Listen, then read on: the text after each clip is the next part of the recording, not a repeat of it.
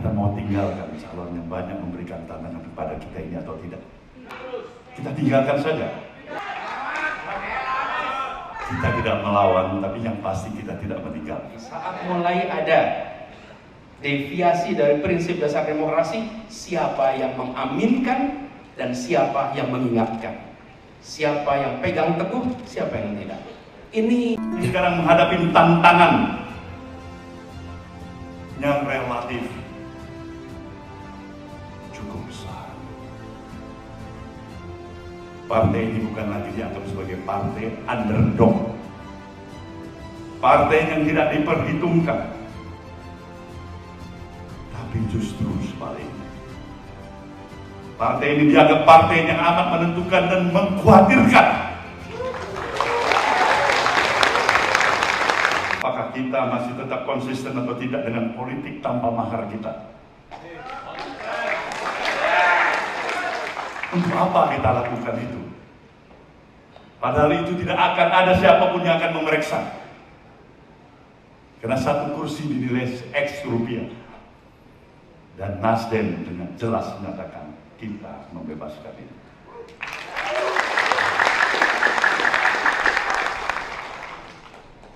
Ini adalah memang supporting niat yang kita sungguh-sungguh ingin amalkan.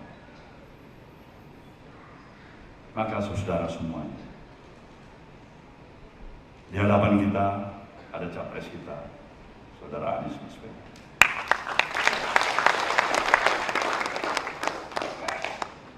Kita telah mendeklarasikannya sebagai calon presiden. Sejauh ini kita masih berjuang bersama. Dan insya Allah akan tetap bersama.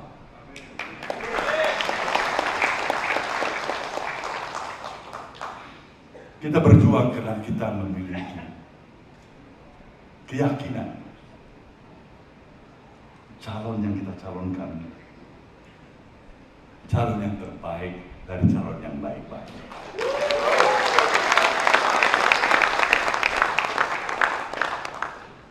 Tidak mungkin kita mencalonkan Bung Anies kalau kita tahu ini calon yang kurang baik dari calon yang baik. Tidak ada yang lebih bodoh dari Nasdem. Tetapi karena calon yang baik lebih baik daripada calon yang baik-baik, maka tantangannya juga semakin besar. Sekarang berpulang pada kita.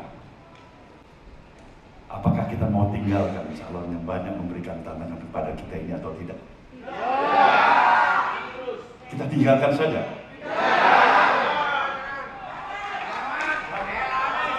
Kita tidak melawan, tapi yang pasti kita tidak meninggalkan.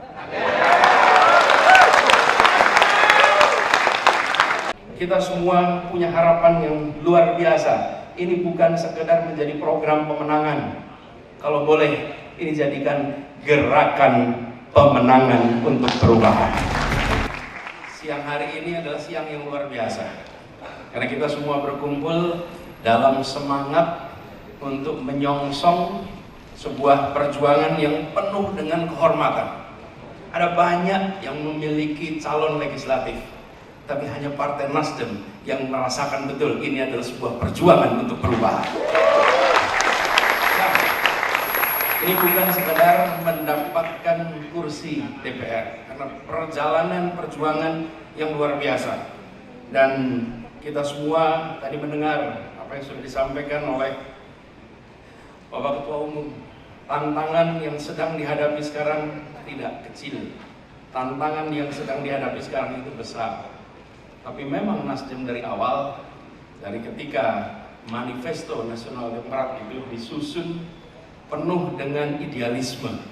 Bukan sekedar mendirikan sebuah ormas, bukan sekedar mendirikan sebuah partai, tapi ada misi untuk melakukan restorasi bagi Indonesia. Misi ini yang membedakan. Ketika situasi-situasi sulit itu terjadi, kami sering duduk berdua di atas. Dan dalam situasi yang penuh dengan tantangan itu, justru beliau menggariskan ini adalah sebuah ujian. Apakah kita bisa pegang idealisme atau kita kompromi dengan idealisme? Dan saya adalah orang yang akan terus menjaga idealisme, menjaga integritas, menjaga yang terlihat adalah sebuah karang yang kokoh yang dihantam ombak terus dan tetap bertahan. Padahal kalau mau gampang, ambil rute yang mudah, Surya Pabrik. Ambil rute yang mudah apa? Hari ini ikut saja dengan arus, ikut-ikutan saja dengan semua yang ada, dan mudah sekali.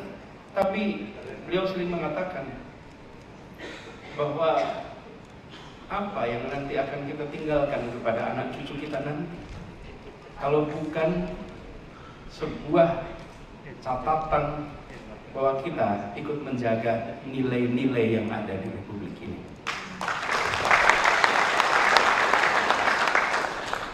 Itu yang kemudian membuat kita semua, saya rasa kita harus menyadari bahwa tantangan besar ini akan kita hadapi sama-sama. Tapi satu hal yang pasti, nahkoda yang membawa kapal besar ini adalah orang yang memegang prinsip dengan teguh. Nahkoda yang tidak gentar menyaksikan tingginya ombak, dan nahkoda yang selalu yakin bahwa di balik ombak yang besar ini, di balik angin yang besar ini, nanti ada lautan teduh yang mengantarkan kita kepada keberhasilan baru. Dan kita semua yang berada di ruangan ini mendapatkan amanat menjadi calon legislatif. Pertanyaan sederhananya, untuk apa kita memilih repot-repot seperti ini? Untuk apa kita mau menjadi calon legislatif? Untuk apa kita menyatakan bersedia untuk menjadi calon presiden? Terus sekalian, kita memilih ini, jangan lupa bahwa kita ingin Indonesia kita, rakyatnya lebih sejahtera. Indonesia kita kondisinya lebih adil. Partai Nasdem memilih mengambil rute yang berbeda. Partai Nasdem memilih menjadi rute guardian of democracy, bukan menjadi stempel atas penyimpangan-penyimpangan. Dan ini bukan berbicara dengan media hari ini. Bukan berbicara dengan media hari ini. Ini adalah sedang berbicara dengan sejarawan di masa depan. Ini bukan dengan cara. Hari ini bisa saja media menulis ABC, tapi besok nanti akan dicatat.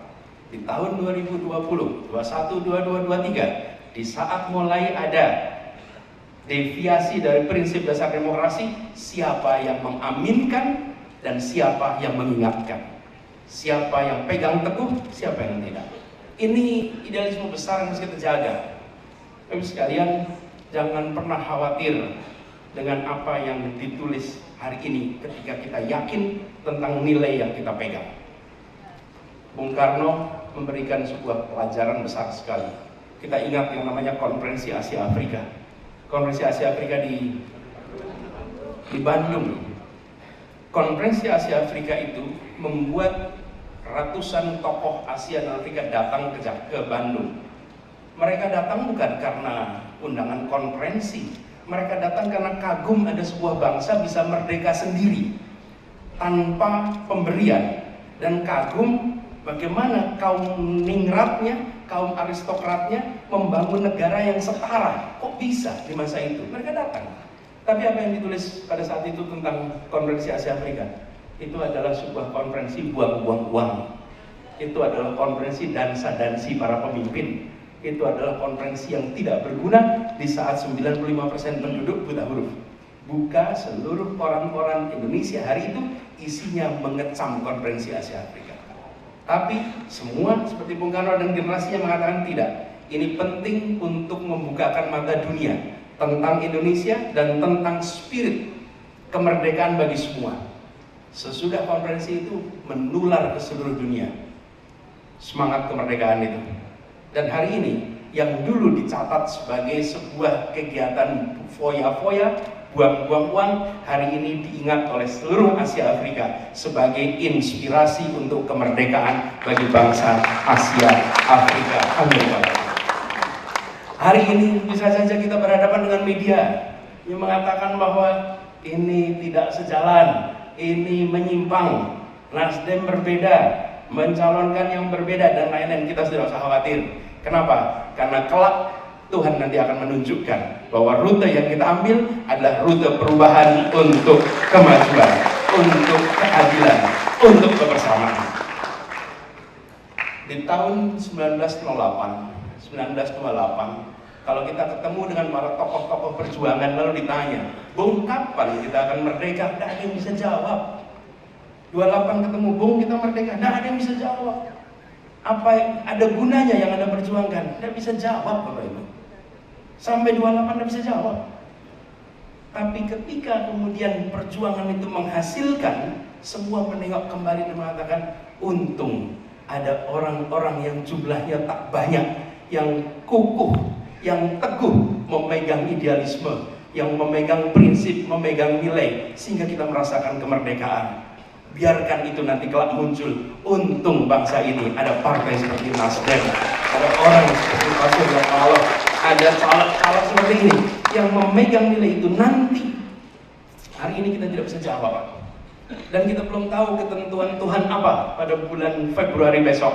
Tapi kita yakin bahwa Tuhan tidak akan pernah mengkhianati ikhtiar dari makhluknya yang dijalankan dengan penuh keikhlasan. Insya Allah dibukakan pintu itu.